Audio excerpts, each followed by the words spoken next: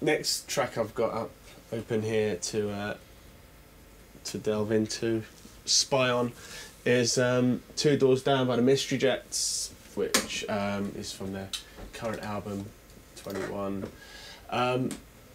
First thing I should point out is that the front drum sound, this here,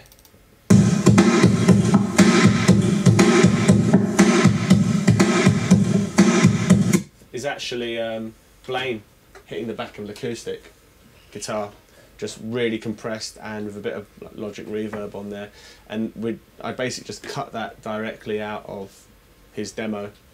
It might even actually be the MP3 of the demo, which we put in there, and just built the track around that. So I mean, personally, I love the sound, and I thought it instantly kind of added character to whatever we were going to build around it. This is actually part of his demo that he sent over.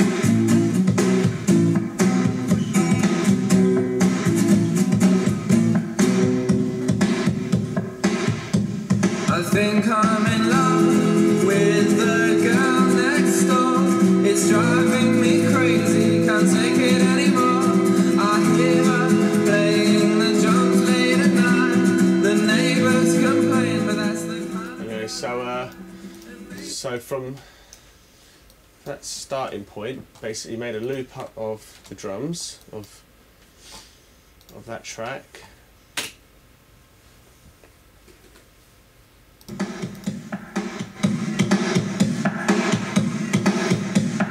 One loop of that, which we pretty much use as a metronome as well, and Cap's Mystery Jets drummer played over the top of that. Sounds like this. It's obviously through the ORTF preamps.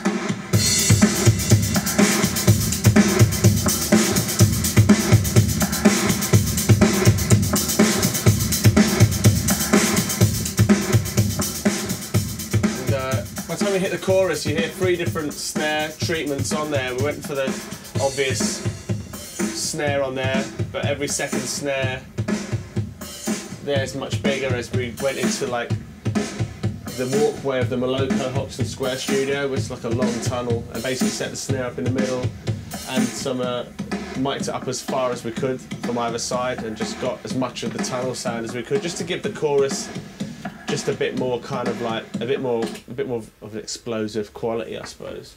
And then there's another snare as well. I think we did that in the courtyard just for it to be like a different vibe. 3 different snares. Yes.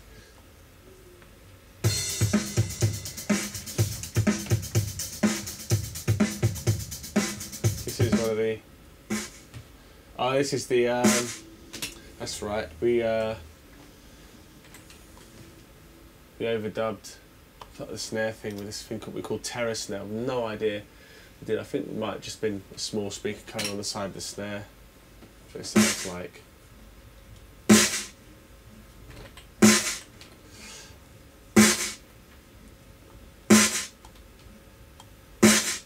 But with the snare overdubs on the chorus, that's the tunnel. You hear the street. That's Hoxton. And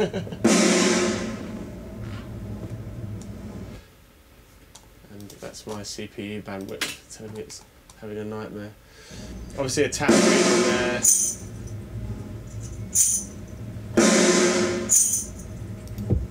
Sound like gunshot. Yeah. That was actually a bit of a thing in the studio. It did actually sound quite gangster. It was a bit of a kind of. This is obviously the normal regular snare of it as well.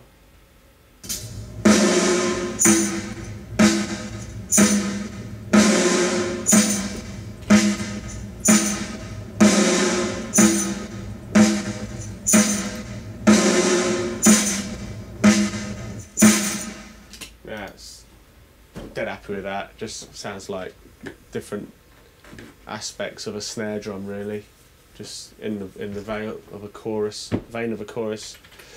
just all doing its own little different things. Gating and compression stuff used for tidying up that, or did you leave that sort of? Well, I mean, as you can hear, it's like the snare, the big snare, is basically you can still hear the street, and that would have been in the track, you know. It's part of the vibe, I think, you know. I'll take the tambourine out, sorry.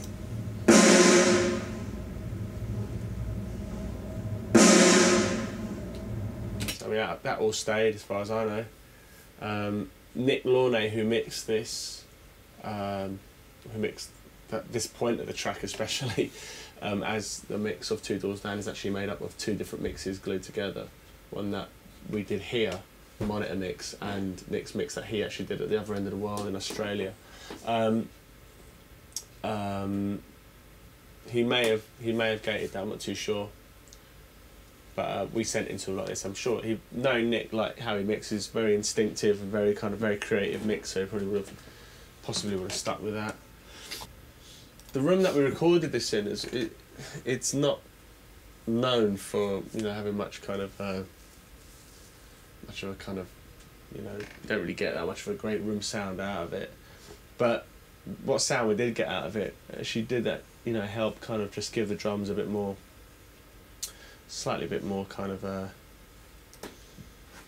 vibe and stuff. It's not much of a great room sound, to be honest with you. But what it did help is that when we did actually add things like the tunnel, snare and stuff like that, it just exploded far bigger than what you would have heard earlier. So sometimes kind of recording in rooms that don't have great room sounds, if you want to kind of, if you want quite a kind of like a tight production on it, you can use it to your advantage by making it kind of explode in other areas of a track, and then obviously when it hits back to like a second verse or something, it kind of closes in again a little more, So that was what, loads of close miking techniques and things like that? With this, it would have been just mainly close miking. I mean, there's literally no, the crashes were overdubbed, which is what I tend to do a lot of actually, because you can kind of you can create just kind of quite an interesting sonic kind of image by kind of just having the crashes and stuff like that.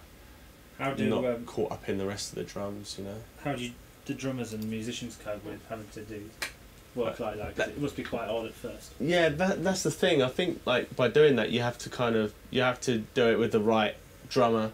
Like some drummers will play better if they're able to hit everything and have that kind of musicality to it, But then some drummers are kind of like don't mind. Sometimes it kind of frees them up to maybe concentrate more. It depends on the track, depends on the band and the drummer. It's sort of it's all different. It really worked with Two Doors Down because it does have quite a metronomic quality to it. It's not necessarily gridded.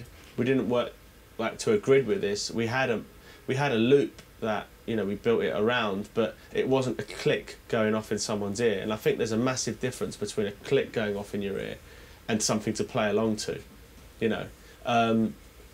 So for that reason, it felt kind of quite free and natural. It didn't feel like it doesn't feel like rigid. Do you know what I mean? So so that was when you're doing things like that, you can then have your cymbals separately, overlay those, or maybe like take it apart, break it down a little more than you would do normally. So so go back to drums. Neighbors complain. Go back to the drums and then singing. Let me just see if I can solo these. So you've got the drums working with the drum loop there. Bass, really easy again. Kai through his SG bass, through his Trace Elliott amp. Like Kai's one of the best bassists I've ever come across.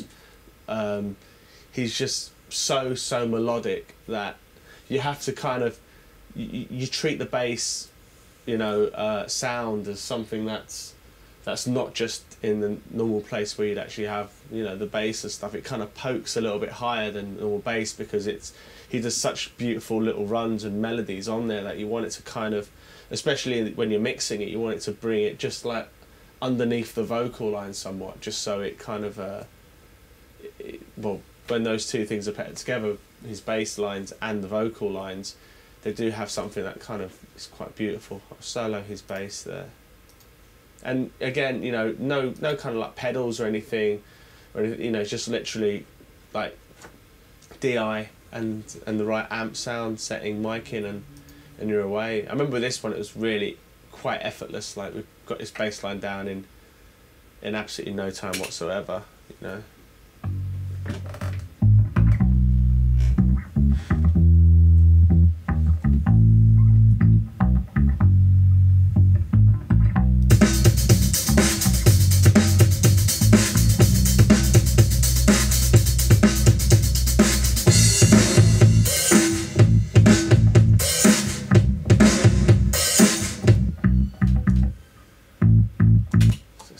Bass.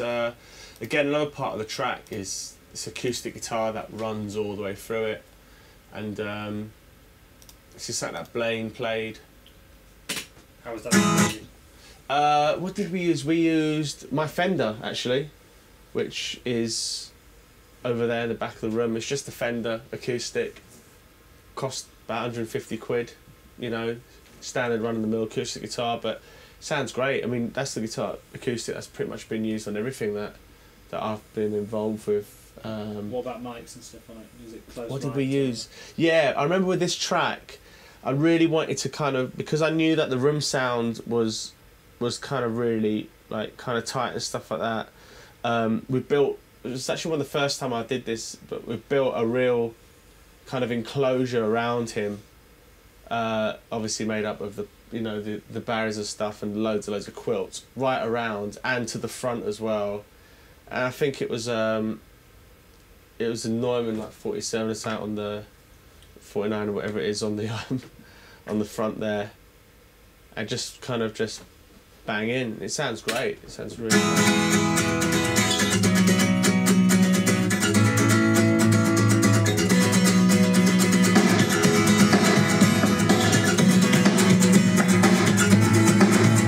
Then we double tracked it by the time the drums kick in, just so it has a bit more weight in it.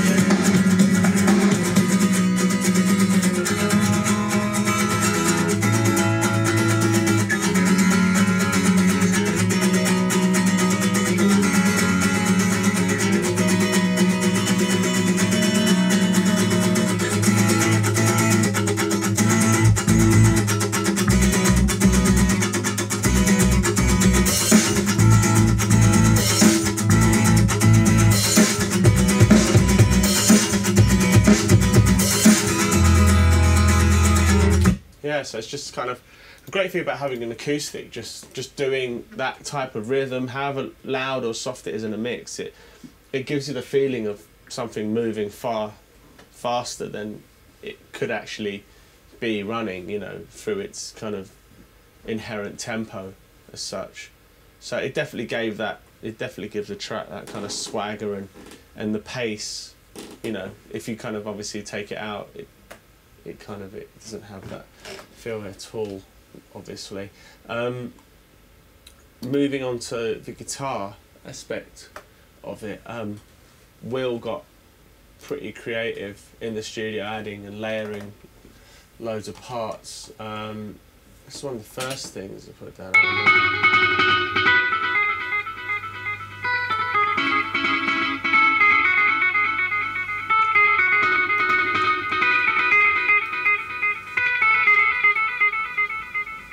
And at first, this track, when we first had, you know, up until this point with this guitar and the drums and the bass as it almost like felt more kind of like African than the kind of 80s kind of thing that it turned out to be.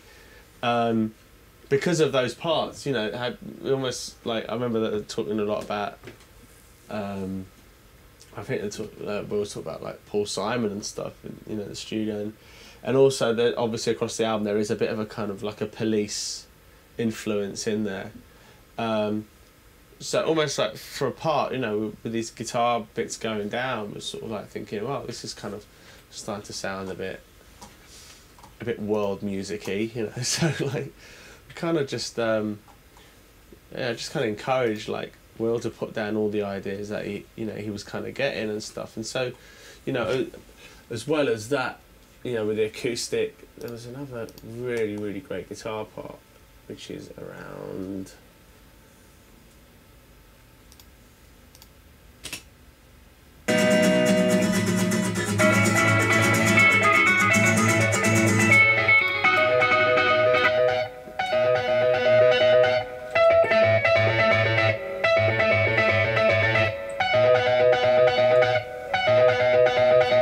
They're coupled with these kind of more ambient-y kind of vibes.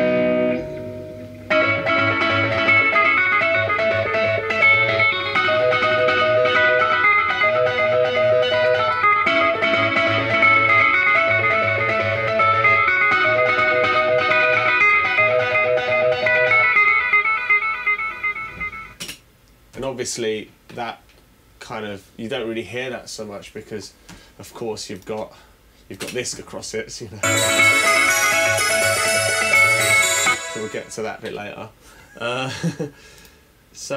Yeah, you know, with the guitar parts, you know, there's kind of just a case of like putting down, you know, all these little ideas that were coming, and then these really kind of beautiful spacey delays were happening like this.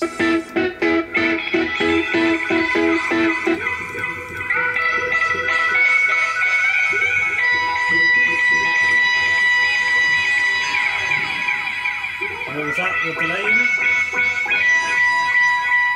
These are like much of like some of Will's pedals. He's got like stuff like the Pog and he's got like a line 6, some green line 6 thing, and you know he's great. I was a big fan of like using as many guitar pedals in sequence as possible, and he always comes up with something interesting and different.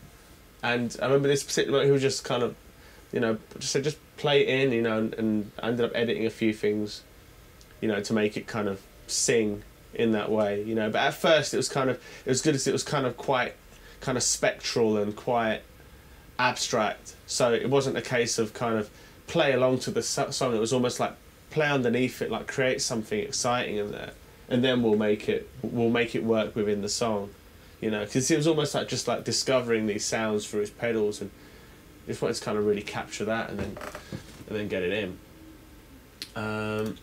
There's another bit here actually, which I think we vultured the guitars here through the Culture Vulture, same vein of.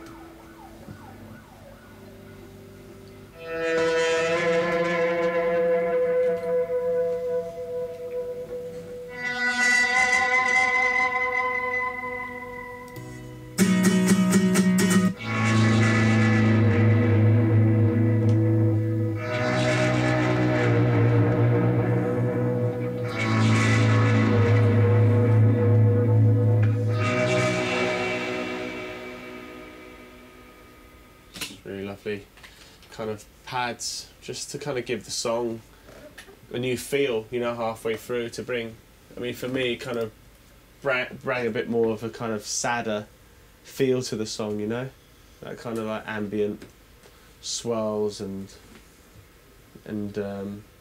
quite kind of like grainy pads. It's quite sort of proggy as well, isn't it? Yeah, I mean, we had to kind of keep the prog in there, you know, being the Mystery Jets, you know. That's the thing, I think, like, you know, there's so much in this track, there's so many ideas that went into it. It was a case of like, you know, well, you know, which bit is going to shine. I do actually think, Nick Lloyd did a great job of mixing this track in the way of like, you know, when you listen deep into it, you do pick up on these feels, or you subconsciously feel them, which I do think is as important, or probably even more important than actually if you hear something, if it can, you know, push you emotionally towards something, you know, without actually it being cod or oversung or overplayed or over anything. You know, it just kind of like it feels. It just feels it's like a feeling coming through more so than a sound sometimes. You know, so so you got all that kind of the guitar work there. Moving after there to the vocals. Again, this was, I think we did 2 takes on Two Doors Down, and that was it. Again, Blaine in the little enclosure that we built, went in there, just sung it. And I think it's by my language, I think it's a really fucking brilliant vocal take. This is it. I think I'm in love with the girl next door. It's driving me crazy, I can't take it anymore. I hear her playing the drums late at night. The neighbors complain, but that's the kind of girl I like. And maybe I should call her up, invite her around. Or maybe I should move to another town. See, but when I hear that, kind of keep all the kind of the breaths and all that kind of stuff in, because that's him. You know, that's how he kind of sings, and a lot of people chop those things out. Sometimes I might dip it if it's overbearing in the track, you know, but much of the time I think it's kind of quite cool to keep that stuff, because it adds to the urgency of something, you know. If you take that away, you lose that kind of human thing. I hear that she likes to dance around the room to a worn-out 12-inch marquee moon. But maybe I should say what's up. Obviously around in those sections you come in with these, EVs. A 12-inch marquee moon. But maybe I should say what's up.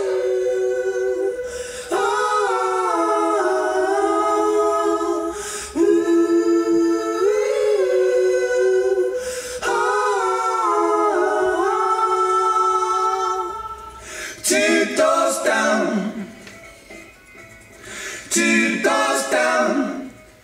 And I can tell you what reverb we used on that, because it was on AMS, and it's one of the non-linear thingamajigs, and it sounds great. Really happy. But I can actually break down these backing vocals for you. So how were they recorded? Was it more than one person at a time? Or? Oh yeah. We tend to kind of, like, I mean, with backing vocals, I've kind of noticed that the band is kind of happier sometimes to just go in and do it themselves, rather than everyone around a mic at the same time. And like sometimes if you can't quite get it that way, then I have said, look, two of you go in together and do it. And then what you tend to find is that by actually having the two people that you're looking to get the performance out of close to each other, they read each other much better, you know. And it can sometimes click in the way that you know, like one person might have slightly been accenting it in a certain way against each other and it not working so much. Then after a while you kind of tend to see, oh right, I see what you were doing, you know what I mean?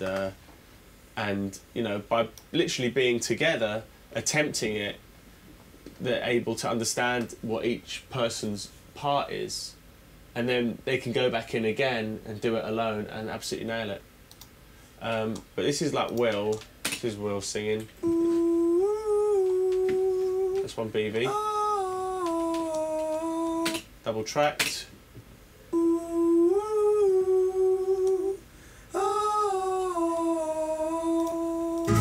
Kai single.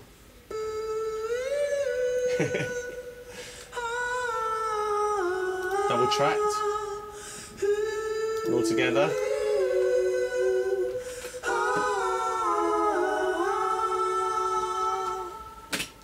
And obviously the same again with the two doors down a bit. Two doors down. It's Blaine. Two doors down. This is Kai. Is that natural modulation on his voice? Two doors down. Yeah. It's Yeah, really Blaine's. Two doors down. Two doors down. And then Will. Two doors down. Two doors down. And of course, contrary to popular But who'd think that he left the band, which he hasn't. Here's Henry. 2 doors down. 2 doors down. All together. 2 doors down. 2 doors down. Again, like, you know, we usually tend to use the same microphone to whatever the lead vocal's gone down on, you know, for backing vocals, just for time and stuff. And usually, you know, if you've got it right for a lead vocal, then it's probably going to be right for a backing vocal, you know, unless there's a major kind of change in what you're trying to kind of get with the vocals and such. There's a few other little touches in the track. There's this string part which Kai wrote, which originally was on some like kind of soft synth style string sound thing. It sounded a little bit too orchestral, so kind of went for something a bit more kind of, I don't know, 60s-ish, I suppose, with the using the Mellotron sample bank that Blaine had on his sampler, which is here.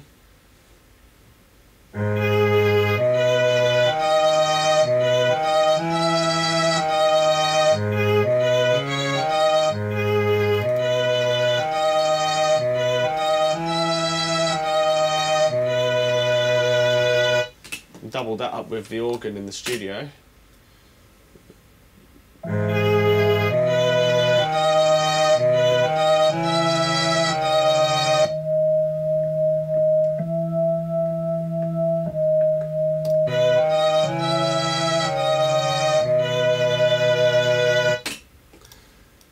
And of course, other than that, the other bits in here are this.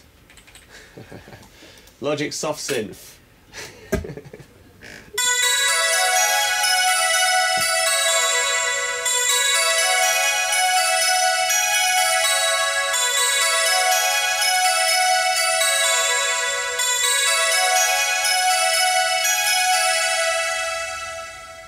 And that's literally was a MIDI keyboard plugged into laptop and just triggered off in there, and then we used, like, I think might have actually used the plate at the studio for that, for the reverb on there.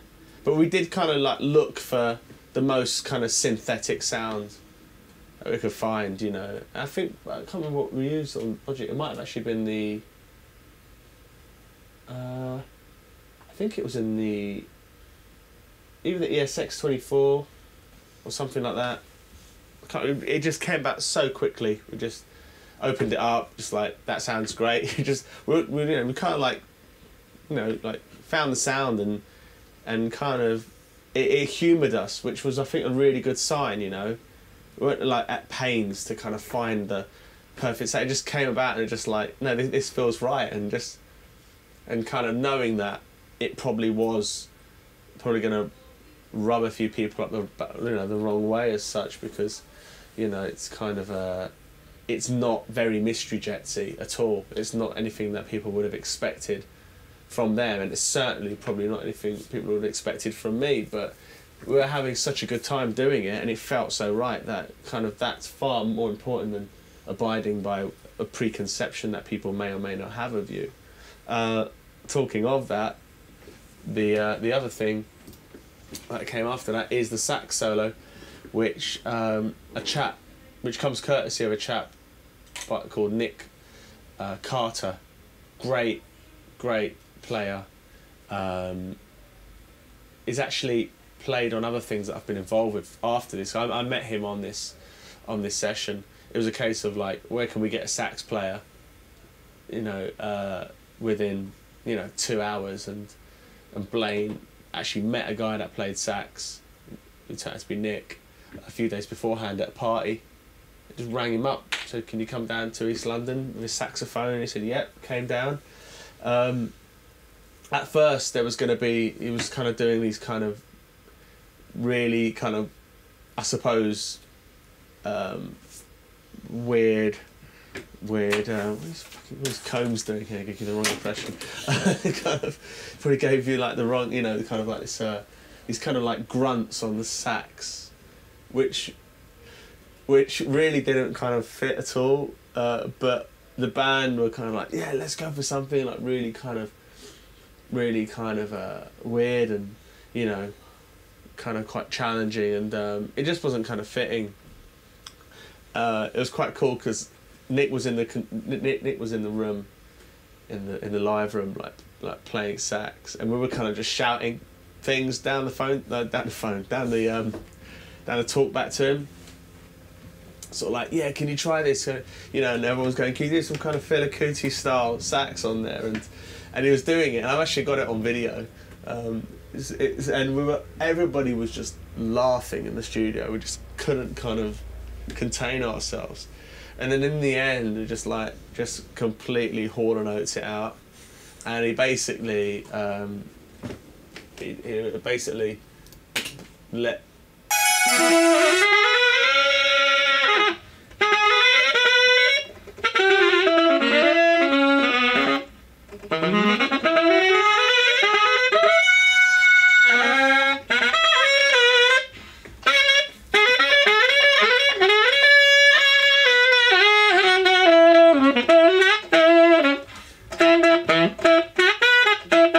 this kind of Roxy Music style, like 100 millisecond delay on it, just to give it that.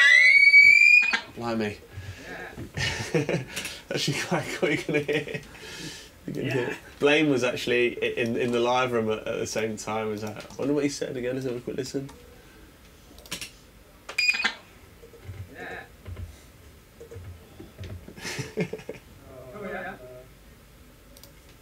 What was that? Oh yeah. He's like going, oh, I don't know. Amazing. Yeah, there's a few other little paddy things that kind of end up cutting up and just like introducing the saxophone before that big ending, you know, kind of having him in that kind of a spectral kind of thing that Will was doing, and that.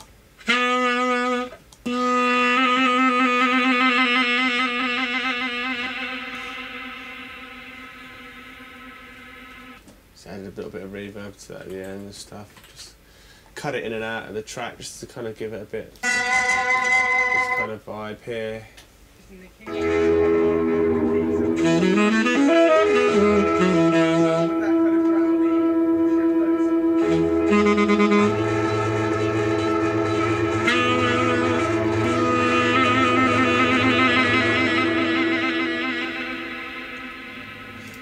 Actually here, like, I think Will's in there talking to him at the same time. Yeah, but more in the key. So like, with that kind of growly crescendo sort of. It's great. It's all in there. And yeah, I think that's kind of everything in there really.